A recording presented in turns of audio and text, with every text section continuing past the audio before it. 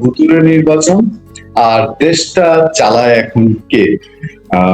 কারণ হচ্ছে কি, আমি একটু একটু ব্যাখ্যা করতে চাই যে আমাদের দেশে সাংঘাতিক ইন্টারফেয়ার। এই গতকালকে থেকে আজকে যদি বিভিন্ন খবর দেখি, খবরের হেডলাইন ছিল যে বাংলাদেশের জ্বালানি সক্ষমতা নিয়ে মার্কিন রাষ্ট্রদূত বৈঠক করেছেন শেভরনের চেয়ারম্যান, শেভরনের প্রেসিডেন্টের সঙ্গে।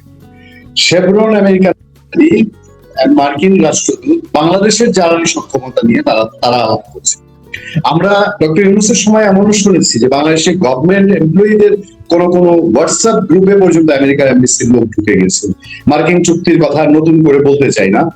এই সময়ে খলিলুর রহমান আমেরিকা সফরে আছেন, তিনি সেখানে আবার একটি জ্বালানি সক্ষমতা বিষয়ক এমইউ সাইন করেছেন, যেখানে বাংলাদেশের জ্বালানি মন্ত্রণালয় কতটা ইনভলভ জানা নেই। এবং দেশে যা যা হচ্ছে, গুরুত্বপূর্ণ লোকজন, সামরিক ব্যক্তিত্ব আসা যাওয়া করছেন, তার্কিতে বাংলাদেশের মন্ত্রীরা ঘোরাঘুরি করছেন, এবং সবকিছু মিলিয়ে দেশ এখন কার নিয়ন্ত্রণে? জামাত ইউনূস সরকারের সময় নিয়ন্ত্রণ রেখেছে, এনসিপি রেখেছে, এখন বিএনপি সরকার ক্ষমতায়, কিন্তু অনেকের মধ্যে কনফিউশন তৈরি হয় যে আসলে কি হচ্ছে না হচ্ছে। এই ব্যাপারে যাওয়ার আগে আমি ছোট্ট করে আমি শুরু করতে চাই যে আপনাদের সুপ্রিম কোর্টে আপনি যে আইন অঙ্গনে আছেন, সেখানে একটা নির্বাচন হলো। আমরা দেখলাম যে 1100 ভোটারের মধ্যে মাত্র 1000 ভোট দিলেন, মেবি 36% ভোট পড়েছে। এটা কেমন ভোট হলো? অনেকেই আমরা যেটাকে ভুতুরে নির্বাচন বলছি, 24 সালে 18 সালের নির্বাচনে আওয়ামী লীগ বিএনপি জামাতকে থাকতে দেয়নি, নির্বাচন করেছে, কত প্রশ্ন উঠেছে। আপনার কাছে আমি আগে সুপ্রিম কোর্ট নির্বাচন নিয়ে আপনার কি পর্যবেক্ষণ, এটা একটু জানতে চাই, দেন পরবর্তী ইস্যুগুলোতে যাব। আচ্ছা, খুব কম ভোট পড়েছে, 4011 না কত ভোট পড়েছে, এবং টোটাল ভোটার ছিল 11,096 সম্ভবত। এই যে পার্থক্য 36% যেটা পড়েছে, এর আগে যখন নির্বাচন হতো এই দুজনেই করতো বেসিক্যালি নির্বাচন। আজকে থেকে 20 বছর আগে খুব সুন্দর নির্বাচন হতো, ওই প্যানেল থাকতো না। তারপরে যখন থেকে এই প্যানেল সিস্টেমটা শুরু হলো, অর্থাৎ বর্তমানে বিএনপির যে যারা সাপোর্ট করেন আইন অঙ্গনে, ওদেরটা হলো ফোরাম বলা হয়, ওদেরকে জাতীয়তাবাদী আইনজীবী ফোরাম। আর একটা তার পাশাপাশি হলো বঙ্গবন্ধু আওয়ামী আইনজীবী ফোরাম। এই দুইজন করত ইলেকশন, কিন্তু কোনো অসুবিধা হতো না। আমরা অনেক চেষ্টা করেছি যে প্যানেল যেন না হয়, বা anyway that is besides the point, কিন্তু প্যানেলই হতো। এখন যেটা হলো যে প্রায় দেখা যেত যে বিএনপি জিতেছে। সুপ্রিম কোর্ট বারের কথা বলছেন। আমাদের দেখেন জয়নুল আবেদিন 3 বার প্রেসিডেন্ট হয়েছেন, কাজল সাহেব খোকন সাহেব 7 বার আপনার জেনারেল সেক্রেটারি হয়েছেন, বা সেক্রেটারি বলি আমরা। তারপরে আপনার খোকন সাহেব প্রেসিডেন্ট হয়েছেন। খোকন সাহেব যদি আওয়ামী লীগ থাকতো তারপরে প্রেসিডেন্ট হবেন, কোনো প্রবলেম ছিল না।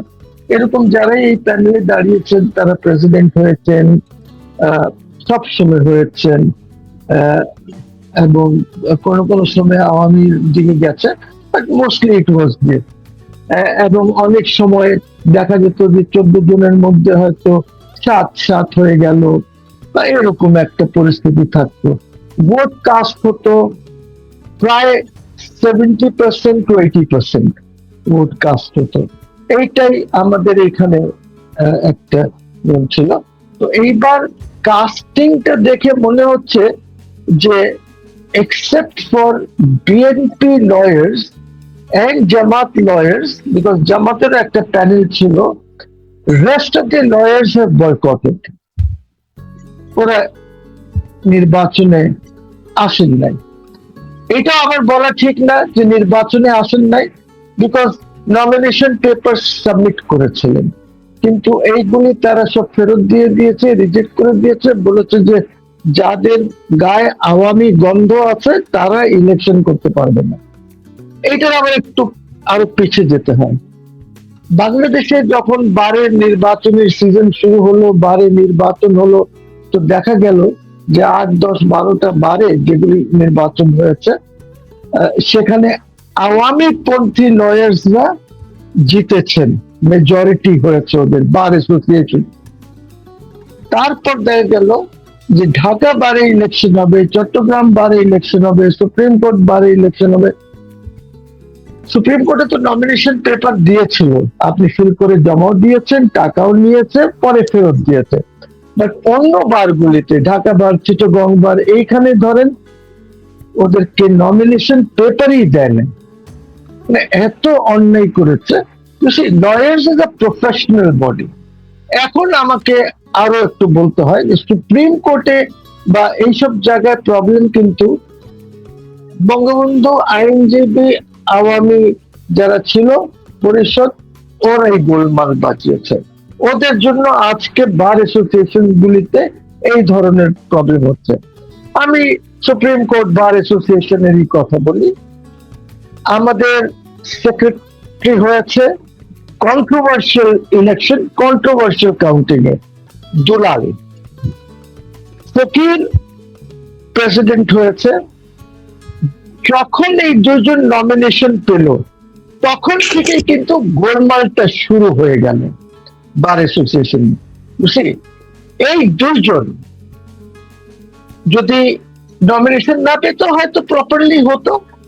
এরা হলো, এরা গুন্ডামি করেছে, এই দুজন গুন্ডামি করেছে আওয়ামী লীগের পক্ষদেরকে নিয়ে। এবং আমরা দেখেছি যে কিভাবে কি করেছে। পুলিশ এনে জার্নালিস্টদেরকে মেরেছে এইখানে। এই দুলাল ফকিরের গ্যাং, এই তাপসের অধীনে যে নির্বাচন হয়েছে বা তাপস যেটা নেতৃত্ব দিয়েছে। তো প্রবলেম হচ্ছে যে শুরু করেছে কিন্তু আওয়ামীরা। এখন এই জিনিসটা একই ফর্মুলা ফলো করছে। আমাকে কেউ কেউ বলেছেন, যদিও আমি এটা বিশ্বাস করতে রাজি না, যে প্রাইম মিনিস্টার বলেছেন নাকি যেহেতু এর আগে বারে হেরেছে, আওয়ামী লীগ বিজয় হয়েছে, আওয়ামী লীগ পন্থী লয়ার্সরা, কাজে এইটা আর করতে দেওয়া যাবে না, ওদেরকে ইলেকশন করতে দেওয়া যাবে না।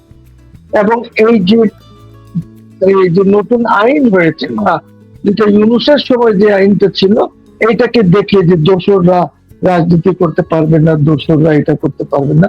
কিন্তু আমার গঠনতন্ত্রতে সুপ্রিম কোর্টের এরকম কিছুই নাই, নাম্বার ওয়ান। নাম্বার টু, যদি আমি ভোটার হতে চাই, আই মিন যাদেরকে আপনি আওয়ামী পন্থী বলছেন বা আওয়ামী দোসর বলছেন, তারা যদি ভোটার হতে পারে, তাহলে তারা ইলেকশন করতে পারবে না কেন? এই জিনিসটা আমি বুঝলাম না। তো এইটা আমি জানি না কতটুকু সত্য, বিকজ বাট যারা নিজের স্কিন সেভ করার জন্য হয়তো প্রধানমন্ত্রীর কথা বলছেন, তারেক রহমানের কথা, কিন্তু আমি এটা বিশ্বাস করতে চাই না। তার কারণ হচ্ছে যে এত ভোরে, এই মাত্র কয়েক মাস হলো, এইখানে প্রাইম মিনিস্টার এইসব ধরনের কাজে ইনভলভ হবেন আমার মনে হয় না। আমি আমার মনকে বোঝাতে পারছি না that he is involved, but eventually we will find out কোন ইনভলভ আছেন কিনা। এটাই আমাদের জন্য দুঃখজনক যে আওয়ামী লীগ, আমি সেদিন একটা আলোচনা বলছিলাম যে যে গভর্নমেন্ট যায়, এই গভর্নমেন্টের ভালো দিকটা স্বীকার করে না আর খারাপ দিকটা আঁকড়ে ধরে রাখে। এটা আওয়ামী লীগও করেছে, বিএনপিও করেছে। মানে যতগুলো কালো আইন আছে দেখবেন, এই কালো আইন গুলো বিরোধী দলে থাকলে সমালোচনা করে, আর সরকারি দলে আসলে পরে ওই কালো আইন গুলাই তারা ব্যবহারও করে, বহালও রাখে। মহসিন রশিদ, আমি যেতে চাই ওই জায়গাটায় যে এই যে বাংলাদেশটা এখন মনে হচ্ছে যেন, হ্যাঁ বিএনপি ক্ষমতায়, তারেক রহমানকে আমরা তার বডি ল্যাঙ্গুয়েজ, তার অ্যাটিটিউড, মানে অ্যাট এ গ্ল্যান্স তাকে দেখলে মনে হয় একটা পজিটিভ ভাইব্রেশন আছে, কিন্তু কোথায় যেন একটা মনে হয় যে নিয়ন্ত্রণের জায়গাটা কি অন্য কারো হাতে কিনা। আপনাকে মনে করিয়ে দিই, ফরহাদ মজহার, তিনি একজন খুবই ডিপ ওয়াটার ফিশ নামে, ফিশ বলে অনেকে চেনে তাকে। তিনিও সম্প্রতি বলেছে যে রিজিম চেঞ্জ করেছে আমেরিকা, বাট ক্ষমতা এখন আমেরিকার হাতে, বাংলাদেশের ক্ষমতা আমেরিকার হাতে। কতটা দুর্ভাগ্যজনক, আপনার কি মনে হয় মহসিন রশিদ? আমি মনে করি ফরহাদ মাজার তো এখন বলছেন, আমি এই কথাটা আগেও বলেছি। হোয়াট হ্যাপেন্ড ওয়াজ যে এই যে 2024 যে ইলেকশনটা হলো, এই ইলেকশনের আগের থেকে রিজিম চেঞ্জের একটি কনস্পিরেসি দেশে চলতেছিল। And এই রিজিম চেঞ্জের মধ্যে অনেক স্পেশাল এজেন্টস ওরা বলে, সিআইএ টার্মিনোলজিতে স্পেশাল এজেন্টস, অনেক স্পেশাল এজেন্টস এই দেশে কাজ করতেছিল, অনেক অনেক অনেকগুলি দেশি, তারপরে আপনার লোকাল থাকে, এইগুলি সব কাজ করছিল। ইভেন শেখ হাসিনাকে সরানোর জন্য, এটা বাইডেন অ্যাডমিনিস্ট্রেশনের সময় যে লিস্ট হয়েছিল যে শেখ হাসিনাকে কিভাবে ওরা নিয়ে যাবে, উনি দেশ ত্যাগ করবেন এবং ওনার সাথে প্লেনে কে কে যাবে, এই অনেক কিছু ছিল। এবং কিছু নাম টাম লিস্টে ছিল যেগুলি শেখ হাসিনা মানে গভর্নমেন্টের তরফ থেকে দেওয়া হয়েছিল, সেগুলি কেটেও দেওয়া হয়েছিল। আমেরিকানরা বলছে যে না, এই লোকটি যেতে পারবেন না। ওর মধ্যে আমাকে কেউ কেউ বলেছে, বিকজ আমি শুনেছি যে যেমন কি তারেক সিদ্দিকীর নাম কেটে দিয়েছিল তারা, যে he cannot go with Sheikh Hasina. এরকম অনেক দিন থেকেই এটা চলতেছিল। এখন এই কনস্পিরেসির মধ্যে দেখেন অনেকেই ইনভলভ ছিল এই শেখ হাসিনাকে সরানোর জন্য। China was not involve, Russia was not involve, Americans were involve, আমাদের পাকিস্তানিজ ওয়ার ইনভলভ, এবং টু সাম এক্সটেন্ট আপনার টার্কি ওয়াজ ইনভলভ। এগুলির সবাই ইনভলভমেন্ট একটা ছিল, এদের ইন্টেলিজেন্স এজেন্সিস গুলি কাজ করতেছিল, এবং এই কাজটি হচ্ছিল লন্ডনে, দোহায়, সিঙ্গাপুরে। অনেক জায়গায় এই কাজটি চলছিল যে কিভাবে কিভাবে এই সরকারকে সরানোর জন্য। America wanted them to go. তো আমার কথা যেটা হচ্ছে সেটা হচ্ছে যে ওরাই তো ইউনুসকে এনে বসালো। আপনি বাক্য যেগুলি হোক, সেন্টেন্সেস যেগুলি, আটারেন্সেস যেগুলি হোক, ইটস ইন ম্যাটেরিয়াল। যে উনি বলেছেন আমি আসতে চাই না, এটা শুধু বোগাস ননসেন্স। যে উনি সবসময় আসতে চেয়েছেন। উনি এর আগে যখন 111 এর সময় যখন সরকার গঠন করার একটা প্রক্রিয়া চলছিল, তখন কিন্তু ওনার কাছে আর্মি জেনারেলস অ্যাপ্রোচ করেছিলেন, ওনার বাসায় গিয়েছিলেন এবং ওনাকে এই সরকার হেড করার জন্য বলেছিলেন, কেয়ারটেকার সরকারটি। তখন উনি ওদেরকে জিজ্ঞেস করেছিলেন যে কত দিনের জন্য সরকার হবে। তারা বলেছিল 3 মাস না 6 মাস কিছু বলেছিল ওনাকে। তখন উনি বললেন যে না, আমি এত শর্ট পিরিয়ডের জন্য আসবো না। ফখরুদ্দিনের নাম উনি সাজেস্ট করেছিলেন ওদেরকে, যে আমি বলে দিচ্ছি ডক্টর ফখরুদ্দিন গুড বাই, উনি উনাকে দিয়ে তোমরা সরকার চালাও। তো সরকারও তো প্রায় 1.5-2 বছর চলেছে, ফখরুদ্দিনের সরকার। তো আমার কথা হচ্ছে yes, the Americans are very much involved in it. এবং অনেক সময় মনে হয় যে it is a continuation, this government is a continuation of the Yunus government, খালি চেহারাগুলি হয়তো অন্য চেহারা আছে। আরেকটা জিনিস আমি বলি, সেটা হলো দেখেন খলিলুর রহমান সাহেব, there are 2 persons in the cabinet যারা previous regime কে সার্ভ করেছে, and both are in very important positions. One is law minister যিনি আছেন, উনি অ্যাটর্নি জেনারেল ছিলেন ওই সরকারে, অনেক বুদ্ধি পরামর্শ বা যা করার উনি করেছেন। তো আপনার যে খলিলুর রহমান সাহেব ছিলেন প্রথমে ফরেন মিনিস্ট্রিতে, হি ওয়াজ দি রোহিঙ্গার চার্জে ছিলেন, কি হাই রিপ্রেজেন্টেটিভ ছিলেন উনি। উনার স্ট্যাটাস ছিল বোধহয় মন্ত্রী। তারপরে আপনার উনি আমাদের এনএসএ হয়ে গেলেন, ন্যাশনাল সিকিউরিটি অ্যাডভাইজার হয়ে গেলেন। এই জিনিসগুলি যেগুলি হয়েছে, এই দুজনকে কি রাখা উচিত আছে? আমি জনগণের কাছে জানতে চাই, যারা ইউনুস সরকারকে সার্ভিস দিয়েছেন ওরা কেন থাকবে এখানে নির্বাচিত সরকারের মধ্যে? অনেক লোক আছে, বাংলাদেশের 18 কোটি লোক, আমাদের 1 কোটি ডায়াসপোরা আউটসাইড, এক প্রফেসর, সায়েন্টিস্ট, ইঞ্জিনিয়ার বিদেশে আছেন, যারা বিদেশি ন্যাশনালিটিও নেন নাই, হয়তো গ্রিন কার্ডে আছেন। আমাদের লোক আছে, আপনি look for them, hunt for them, নিয়ে আসেন। কিন্তু আপনি এই 2 ইম্পর্টেন্ট পজিশনে আপনি কেন রেখেছেন? তার মানে এইখানে এখনো আমেরিকান পলিসি চলছে। এই জন্য 72 ঘন্টা আগে ইলেকশনের আপনি একটি ট্রিটি সই করেছেন, একটি এগ্রিমেন্ট সই করেছেন 72 ঘন্টা আগে। যে কোনো জায়গায় যদি আপনি দাঁড়ায় বলতেন যে আমি 72 ঘন্টা আছে election, new government is going to come in place এবং তারা করবে, তাহলে আমার মনে হয় সেটা যুক্তিগত সম্পূর্ণ হতো। এবং নতুন গভর্নমেন্ট হয়তো আরো বেশি, তারেক রহমান সাহেবের গভর্নমেন্ট হয়তো আরো সুন্দর করে, তাড়াহুড়া না করে এই একটি এগ্রিমেন্ট হয়তো করতে পারতেন, কিন্তু এই সুযোগ দেওয়া হয়নি। আজকেও দেখেন, আপনি ভেরি রাইটলি সেড যে আমার জ্বালানি মন্ত্রী কি এইটার মধ্যে ইনভলভ আছেন, যে সই হয়েছে, বা কে ইনভলভ আছে, কারা ইনভলভ আছে এটার মধ্যে, and who is Khalilur Rahman to sign that. আপনি এখানে তো আপনার জ্বালানি মন্ত্রী থাকা উচিত ছিল, জ্বালানি মন্ত্রী should have signed it. Trade deal সই করেছে আকিজ বশিরউদ্দিন, কিন্তু সাথে ছিল Khalilur Rahman.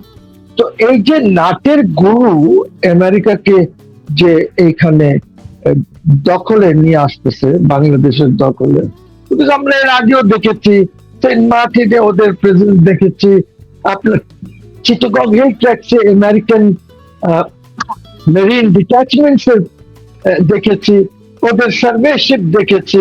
I have seen it myself পোর্টে জেটির উপরে আমি দেখেছি কিভাবে প্রোটোকল দিয়ে ওদেরকে নিয়ে যাওয়া হতো আমেরিকানদেরকে।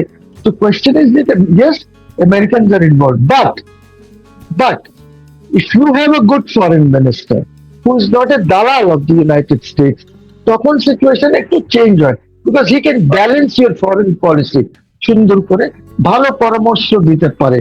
কিভাবে আমি বলি, দেখেন জিও পলিটিক্স এখন চেঞ্জ হয়ে গেছে, জিও পলিটিক্স এখন ওই সিচুয়েশনে নাই, এখন অন্য powers are coming up.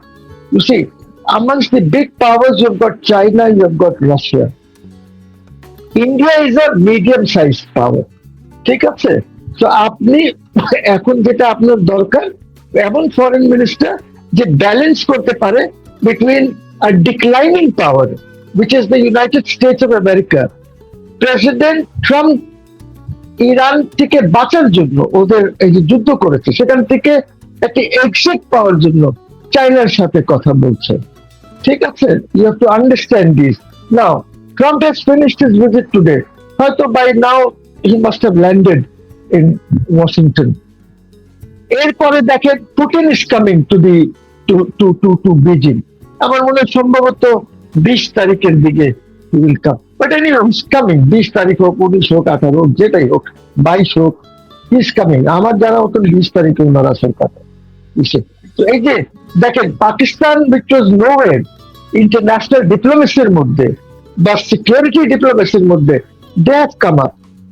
Pakistan আজকে দেখেন এখানে ওয়ার্ল্ড ব্যাংক, যে আমাদের যে রিজিনাল অফিস আছে, যেটা পাকিস্তান ইন্ডিয়া সব কিছু কন্ট্রোল করে, ওয়ার্ল্ড ব্যাংকের অফিস, এইখান থেকে ওয়ার্ল্ড ব্যাংক নিজেই সরিয়ে নিয়েছে পাকিস্তানকে। পাকিস্তান এখন চলে গেছে ওই রিজনে, যে রিজনে সৌদি আরব, মরক্কো, টুনিশিয়া, এই দেশগুলি আছে। You see, so this is a significance. We have to understand geopolitics is changing. So এই গভর্নমেন্টকে বুঝতে হবে। আর তারেক সাহেব কেন পশ্চিমাদের সাথে থাকতে চান, এবং পশ্চিমাদের সাথে থাকলে কি উনি ওনার জন্য ভালো হবে কি খারাপ হবে, এটা ওনাকে বিবেচনা করতে হবে। বাট আমি মনে করি ওনার বাবা সাকসেসফুল হয়েছিলেন প্রফেসর শামসুল হক এর সাথে গিয়ে, ওনার বাবা সাকসেসফুল হয়েছিলেন because Shah Azizur Rahman was his prime minister, যে পলিটিক্স বুঝতে পলিটিক্স করেছে। আমার মুসলিম লীগের 120 জন নিয়ে শাহ আজিজ জয়েন করেছিলেন বিএনপিতে। সো দিস থিংস আর দেয়ার। এখন জিও পলিটিক্স আর জিও ইকোনমিক্স কে সামনে রেখে আপনাকে ডিল করতে হবে, ফরেন পলিসি আপনাকে ওইভাবেই বানাতে হবে। তো এই জিনিসগুলি যদি না বোঝেন, তাহলে আমি জানি না যে কি হবে বা দেশ কোথায় যাবে। ওনার বিরুদ্ধে খলিল টলিল যারা আছে, এরা যেহেতু কনস্পিরেসি এর আগে করেছে, তাহলে ওরা কি এই সরকারের বিরুদ্ধে কনস্পিরেসি করবে না? এটার কি কোনো গ্যারান্টি আছে? I don't see any guarantees. ওরা করতেও পারে। খলিল মাইট থিংক দ্যাট আমি যদি কনস্পিরেসি করে যদি এই সরকারকে সরাতে পারি আমেরিকানদের সাথে মিলে, যে কোনো ছুতা ধরে ধরে, তাহলে হয়তো আমি নিজেই তো সরকার প্রধান হতে পারবো। হু নোজ কনস্পিরেসি তো বুঝতেই পারেন আপনি। অনেকে তো বলে যে ডক্টর ইউনূস আবারও ফিরে আসার স্বপ্ন দেখে। আমি একটু মহসিন রশিদ আরেকটা প্রসঙ্গে যেতে চাই। গত পরশুদিন মারা গেছেন আওয়ামী লীগের সাবেক মন্ত্রী ইঞ্জিনিয়ার মোশাররফ হোসেন, আপনি নিশ্চয়ই দেখেছেন। এবং তার জানাজায় চট্টগ্রামে নজিরবিহীন ভাবে লক্ষ লক্ষ মানুষ যোগ দিয়েছে। বা যেটা ব্যতিক্রমী ঘটনা ঘটেছে যে ওই জানাজায় অংশ নেওয়া কেউ কেউ তারা আওয়ামী লীগের দলীয় স্লোগান দিয়েছে বা জয় বাংলা স্লোগান দিয়েছে বা আওয়ামী লীগের পাশাপাশি আওয়ামী লীগের দলীয় স্লোগান দিয়েছে। এই কারণে আজকে 19 জনকে দেখলাম পুলিশ গ্রেফতার করেছে, এবং পুলিশ ওই দিক দিয়ে গ্রেফতার করছে। আবার আজকে সাভারে আওয়ামী লীগ মিছিল করেছে, চট্টগ্রামে পুলিশের নাকের ডগায় আওয়ামী লীগ মিছিল করছে। এভাবে কি এই সমস্যার সমাধান হবে, যেখানে এই স্বরাষ্ট্রমন্ত্রী বলেছিলেন যে পুলিশ দিয়ে এগুলো ঠেকানো যায় না? কি উনি যথার্থই বলেছেন, এই কাজগুলি পুলিশকে দিয়ে, তাহলে কে করাচ্ছে পুলিশকে দিয়ে?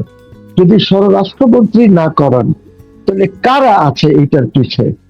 এইটা তো খুঁজে বের করতে হবে। এবং দেখেন, সবচেয়ে বড় রিস্ক বা সবচেয়ে বড় কার গলা লাইনে আছে, ইট ইস দ্য প্রাইম মিনিস্টার। বেচারা, ওই বেচারা সব যা হবে ওই সে তাকে লোকজন দোষারোপ করবে। তো ওনাকে খুঁজে বের করতে হবে যে এই জিনিসটা কেন হচ্ছে। এই কারণেই তো আমি বলি that it's a continuation of the Yunus regime. কোনো কিছুই চেঞ্জ হয় নাই, আপনার অর্থনীতিতে কোনো কিছু চেঞ্জ হয় নাই, ল অ্যান্ড অর্ডার যেরকম ছিল ওর চেয়ে বরঞ্চ আরো খারাপ হয়েছে। খুন অনেক বেশি, মার্ডার্স হচ্ছে দেশে, অনেক বেশি রেপ বেড়ে গেছে, ছিনতাই বেড়ে গেছে, দখলবাজি বেড়ে গেছে। তো এই জিনিসগুলি করছে, এইটা ইউনূস সাহেবের সময় করা হয়েছে। এইগুলি যে দল করতো, ওই দল তো এখন ক্ষমতায় আছে, এখন নিজের স্বার্থে দলকে উচিত যে এই জিনিসগুলি যেন না হয়। ধরাও পড়ছে কেউ কেউ। এবং দেখেন এই সরকার কি করেছে, যেহেতু শোন অ্যারেস্ট ইজ আন্ডার চ্যালেঞ্জ, বা এইটার কোনো আইনি ভিত্তি নাই শোন অ্যারেস্টের, এটা টোটালি বেআইনি। এখন এই সরকার দেখা যাচ্ছে, আমরা কোর্টে যেটা দেখছি, যে ডিটেনশন দেওয়া শুরু করেছে, স্পেশাল পাওয়ার্স অ্যাক্টে ডিটেনশন, যেটা নিয়ে ওই গভর্নমেন্ট, আওয়ামী লীগ গভর্নমেন্ট না, আর পার্টি, এই সব পার্টি যেটা দিয়ে চিৎকার করেছিল যখন খুব বেড়ে গিয়েছিল এরশাদ সাহেবের সময়, এই ডিটেনশনের প্রক্রিয়াটা, ডিটেনশন দেওয়া হতো। এখন আবার আপনি বেল পাবেন, আপনাকে একটা ডিটেনশন অর্ডার ধরিয়ে দেওয়া হবে, ডিসি থেকে সই করায় নিয়ে আসে, না হয়তো সই করা কাগজই থাকে ওদের কাছে, ওরা আপনাকে ডিটেনশন দিয়ে দেবে 30 দিনের, আপনি বের হতে যেন না পারেন। তারপর হয়তো এটা এক্সটেন্ড করবে। এখন অ্যাডভাইজারি কাউন্সিল আছে কিনা আমি জানি না, যেটা ডিটেনশন নিয়ে দেখার কথা। তো এই ব্ল্যাক লটা কেন এই গভর্নমেন্ট ফলো করছে আমি জানি না। যে বেল পাচ্ছে, লেট ইট গো আউট। ঠিক আবার কোনো বেআইনি কাজ করে আপনি ধরেন, আর ওর বিরুদ্ধে তো মামলা চলবে যে বেলে যাচ্ছে। দেখেন বেলের কনসেপ্টটা কি, বেলের কনসেপ্টটা হচ্ছে যেন আপনি, আপনার বিরুদ্ধে একটি অভিযোগ আছে, এই অভিযোগটা যেন আপনি ট্রায়ালটা ফেস করেন। ট্রায়ালটা কি, ট্রায়াল এ আপনি ফ্যাক্টস গুলি বের করেন যে আপনি এই কাণ্ড ঘটিয়েছেন কিনা, এই ক্রাইম করেছেন কিনা। That is what a trial is. যদি দেখা যাবে ট্রায়ালে আপনি করেছেন, যা উপযুক্ত শাস্তি হবে সেটা আপনাকে দেবে। তো এই সিচুয়েশন কেন এই সরকার করছে? বা আপনি দেখেছেন ওই মারমা যে মামলা করেছিল, ওই স্কুলে তার ছেলে মারা গেছে, ওই ছেলেকে নিয়ে একটা কমপ্লেন কেস করেছে, ওই কমপ্লেন কেস তো ম্যাজিস্ট্রেট নেয় নাই, ওইটা রিজেক্ট করেছে। কিন্তু আপনি মারমার বাসায় থাকতে পারছে না, 30 দিন 40 দিন পুলিশ গিয়ে হানা দিচ্ছে। আজকে আপনি বললেন এই যে স্লোগানের জন্য অ্যারেস্ট করেছে। কিছু কিছু জিনিস আছে যেটা ইগনোর করতে হয়। আপনি যদি ইগনোর না করেন তাহলে কিন্তু আপনার জন্য প্রবলেম হবে, সরকারের জন্য প্রবলেম হবে, এটা পুলিশের জন্য প্রবলেম হবে না। পুলিশ দেখেন, আপনি তো এখনো মোটিভেট করতে পারেন নাই পুলিশকে। আপনি এখনো আমলাদেরকে মোটিভেট করতে পারেন নাই। তো আপনাকে মোটিভেট করতে হবে। যদি আপনি প্রশাসন চালাতে চান, যদি আপনি রাষ্ট্র চালাতে চান, যদি আপনি ল অ্যান্ড অর্ডার মেনটেন করতে চান, তাহলে সবাইকে আপনাকে মোটিভেট করতে হবে। মোটিভেটের অর্থ হচ্ছে ওদের সাথে দেখা সাক্ষাৎ করে ওদেরকে বুঝিয়ে বলতে হবে যে তোমাদের কি কাজ, তোমরা কিভাবে করবা, কি করবা না, the do's and don'ts have been told to them, and ওইভাবে মোটিভেশনটা হবে। তাহলে আপনার সরকারের সমস্যা হবে না।